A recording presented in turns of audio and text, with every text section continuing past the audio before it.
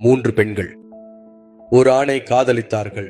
நீ எனக்கு பிடிக்கும், நீ எனக்கு பிடிக்கும், நீ எனக்கு பிடிக்கும். மூவரும் படித்துக் கொண்டிருக்கிறார்கள். இப்போது இந்த மூவரும் யாருக்கு இடம் கொடுக்க வேண்டும்? இதற்குள் அவனுக்கு ஒரு விபத்து நடந்தது. அவனை மருத்துவமனைக்கு கொண்டு போனார்கள். கண்கள் போன விபத்து என்று சொன்னார்கள். முதலில் அதற்கு தெரிந்தவள் விரைவாக வந்துவிட்டாள். வந்த பிறகு உண்மை தெரிந்தது.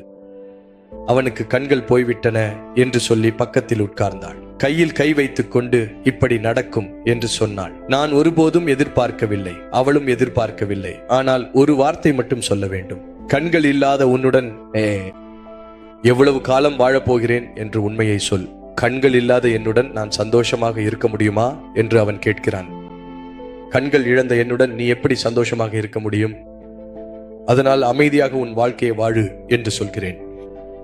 கைகளில் கை வைத்து மிக்க நன்றி என்னை புரிந்து கொண்டதற்கு என்று சொல்லிவிட்டு அவள் போய்விட்டாள். இரண்டாவது என்ன நடந்தது? விபத்து நடந்தது என்று கேட்கிறார்கள். எப்படி இருக்கிறாய்? ஒன்றும் சரியில்லை. அந்த கண்களுக்கு கட்டுகள் ஏன்? கண்கள் போய்விட்டன. உன் கண்களை பார்த்த பிறகுதான் உன்னை காதலித்தேன். இப்போது அந்த கண்கள் இல்லாமல் நான் என்ன செய்ய வேண்டும்? என்ன செய்யலாம் என்று நினைக்கிறாய்? கண்கள் இல்லை என்றாலும் என்னை காதலிப்பாயா? என்னுடன் இருப்பாயா? அவன் ஓய்வெடுத்துக் கொண்டிருக்கிறான். அந்த பக்கத்தில் எந்த பதிலும் வரவில்லை. ஏன் அமைதியாக இருக்கிறாய்? கண்கள் போய்விட்டன என்று சொல்லிவிட்டு யோசிக்கிறாயா? அது எங்கே? அது எப்போது போனது? நம்மவர் காற்றில் பேசிக் கொண்டிருக்கிறார். மூன்றாவது வந்துவிட்டது. ஓட ஓட வந்தது. மேலே விழுந்து அழுதது. என்னவாம்? விபத்து நடந்ததாம் அல்லவா? ஆமாம். கண்களின் நிலை என்ன? கண்கள் போய்விட்டன. ஐயோ, உன் கண்கள் போய்விட்டது. என்ன?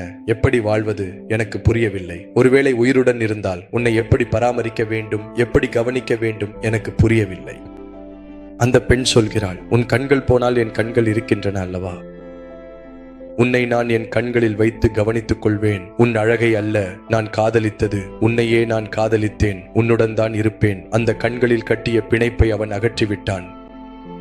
கண்கள் அழகாக தெரிகின்றன. என்ன பரிசோதனை இருவரும் முடித்து விட்டார்கள். நீ உண்மையான காதல் கொண்டவர் என்று நிரூபித்தாய். உன்னுடன் என் வாழ்க்கையை பகிர்ந்து கொள்ள வேண்டும் என்று ஆசைப்படும் என் சகோதரி. சகோதரர்களிடம் அழகு மோசடி, அழகு வீணானது.